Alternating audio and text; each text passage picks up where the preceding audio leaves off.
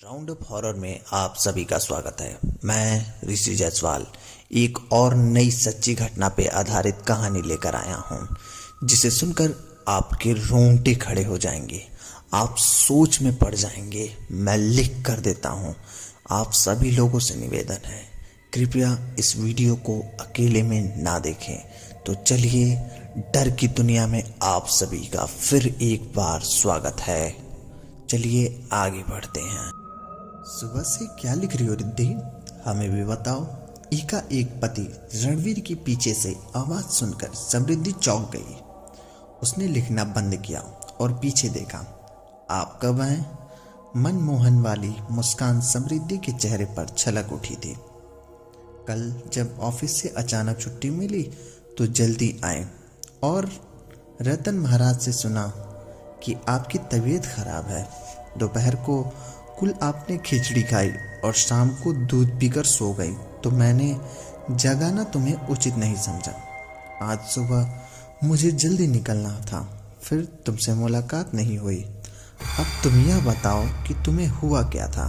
समृद्धि थोड़ा पास खिसक कर रवि के कंधे पर सिर रखकर बैठ रही थी चुपचाप। ये थी मिसेज समृद्धि, यानी श्री रणवीर सिंह आईपीएस की पत्नी। वैसे यह मकान मोहनलाल राणा और उसकी पत्नी गायत्री देवी का है। नौकरी से अवकाश प्राप्त करने के बाद शहर की भीड़भाड़ और वायु प्रदूषण से बचने के लिए उन्होंने अब्दुल्लागंज बाहरी छोर पर एक बढ़िया सा मकान देखा और खरीद लिया। मकान था बाबू श्री गुप्ता का, जो किसी जमाने में रेजर रहे और बतौर फॉरेस्ट रेजर ही रिटायर हुए। मोहनलाल जी और उनकी पत्नी गायत्री देवी जब यह मकान देखने गए, उन्हें बहुत आश्चर्य हुआ। मकान बिल्कुल बढ़िया फर्नीचर सजा और आगे पीछे अच्छी जमीन और बागीचा से सजा था, परंतु उस हिसाब से बाबूलाल गुप्ता ने बहुत कम कीमत लगाई थी। मोहनलाल जी राणा बहुत स्पष्ट वक्ता और मितभाषी थे। उन्होंने गुप्ता जी से सीधे ही पूछ लिया, इतना सजा सजाया मकान इतनी कम कीमत क्यों लगाए गुप्ता जी आपने? गुप्ता जी थोड़ा मायूस होकर धीमी आवाज में बोले थे कि साहब, यह मकान तो मैंने अपनी बिटिया को देने के लिए बनवाया था। बिटिया तो रही नहीं, अब इसमें मेरा मन नहीं लगता है, इसीलिए जो कीमत आपने दी उसे मैंने स्वीकार कर लिया। मोहनलाल जी राणा को लगा कि आगे बात बढ़ाना यानी गुप्ता जी के घावों को खुरेदना सिखाया होगा, इसलिए उन्होंने बात नहीं बढ़ाई और बात यूँ हो गई मोहनलाल जी को कि एक बिटिया थी, इकलौती संतान समृद्धि। पढ़ाई लिखाई खत्म होने पर अच्छा सा घराना देखकर, आईपीएस लड़का देखकर उन्होंने बिटिया की शादी कर दी। परिस्थिति ऐसी हुई कि समृद्धि की शादी के 2 साल बाद ही उसके सास ससुर कार दुर्घटना में देहांत हो गया। रणवीर सिंह भी अपने माता पिता की इकलौती संतान थे। वहाँ समृद्धि और रणवीर सिंह भी अकेले हो गए। रणवीर सिंह का परिवार समृद्धि था, नौकर चाकर, बड़ा सा मकान, कमी कुछ भी नहीं थी। दिन गुजर रहे थे। इधर मोहनलाल राणा जी को अपनी रिश्तेदारी में कहीं शादी में जाना था, तो उन्होंने बिटिया दामाद को एक बात सुझाई और अपने दामाद से कहा, देखो बेटा, ये ड्यूटी पर जाना होता है तुम्हें। समृद्धि कई दिनों तक अकेली रहती थी।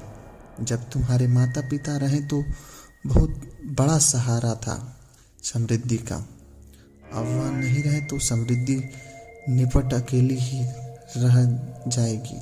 तो मेरी विनती है कि तुम उस मकान को किराए पर चढ़ाकर यहीं आ जाओ अपना सामान लेकर।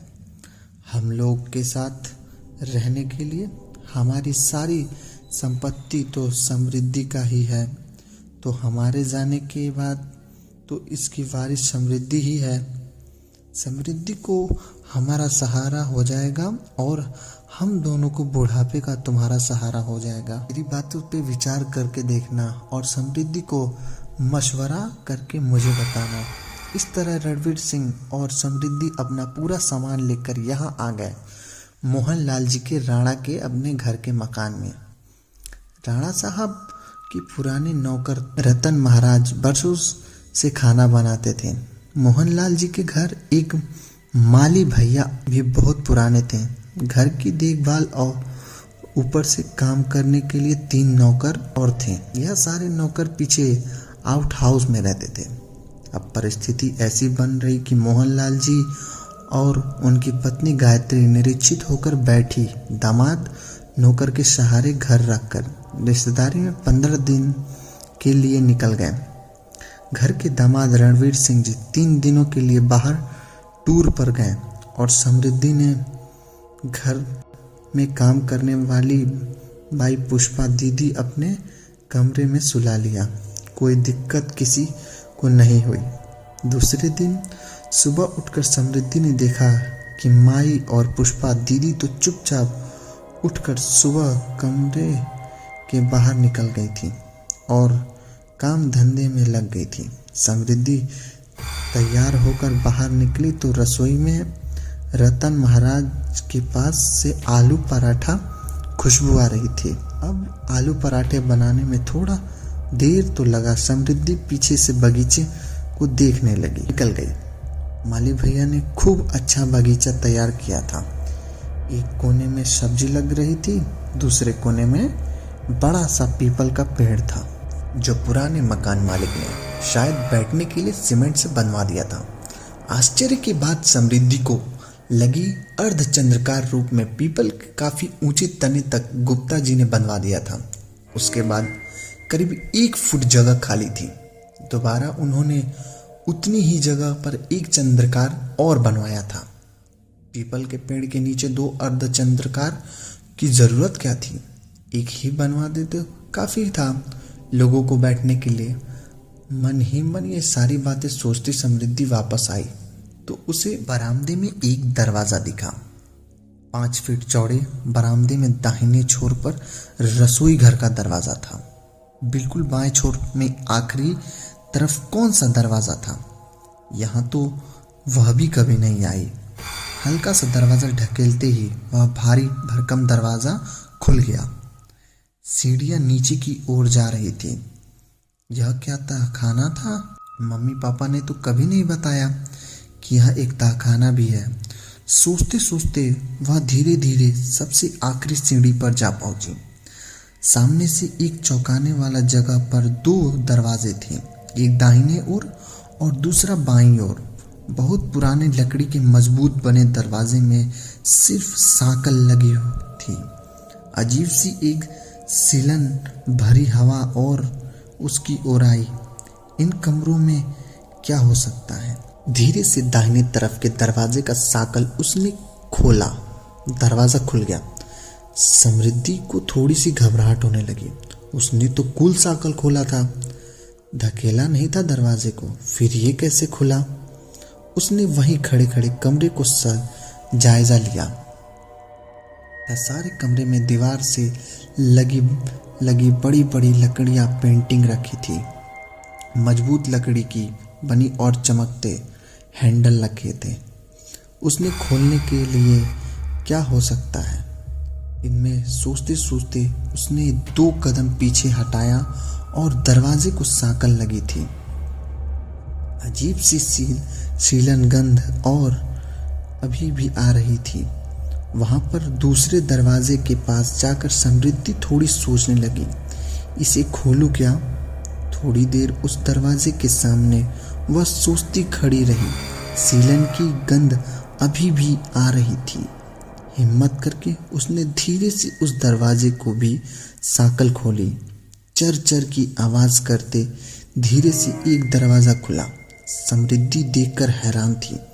दीवार से लगी लंबी लंबी अलमारियों में हीरो किताबें और बस किताबें। कमरे की आखिरी छोर पर एक पोल छोटे से टेबल के ऊपर रखी एक छोटी सी किताब ने उसे ध्यान खींचा। किताब जैसे उसने अपने पास बुला रही थी, उसे सम्मोहित कर रही थी। वह दूर खड़ी उस किताब को देखती रही। फिर उसके कदम अपने आप किताब की ओर बढ़ने चले। जैसे ही उस किताब को अपने हाथ में लिया जाने के लिए मुट्ठी, कमरे का दरवाजा धीरे धीरे बंद हो गया। कमरे में अंधेरा, शिलन गंग, अकेली लड़की समृद्धि और हाथों में थी किताब। रतन महाराज, उसने रोते रोते जोर से पुकारा था। वह भागी थी दरवाजे की तरफ। बाएं हाथ में किताब सीने से लगाया, दाहिना हाथ में मुक्का लगाकर दरवाजे पर मार रही थी वह। खोलिए, दरवाजा खोलिए महाराज। वह बुरी तरह से रो रही थी, आंसुओं से चेहरा भर गया था। एकांत दरवाजा धीरे से खुला। सामने खड़े रतन महाराज। दरवाजे के सामने महाराज रतन को खड़ा देखकर आंसुओं से भीगा चेहरा और पसीने से लथपथ शरीर के लिए करीब करीब बेहोश सी हुई रतन महाराज के कंधों पर गिर गई। समृद्धि, क्या हुआ बिटिया, आप यहाँ पहुंची कैसे? बचपन से महाराज ने सामने बड़ी होती थी। समृद्धि को महाराज ने बचपन में खिलाया पिलाया, उसके हाथ से खेला, इस वजह से महाराज ने उसे बिटिया थे। इसके आगे की कहानी हम अगले पार्ट में जानेंगे। तब तक के लिए धन्यवाद। अगर आपको वीडियो पसंद आई हो तो वीडियो को लाइक करिए और चैनल को सब्सक्राइब करिए। धन्यवाद। फिर एक कल इसी कहानी के अगले पार्ट के साथ।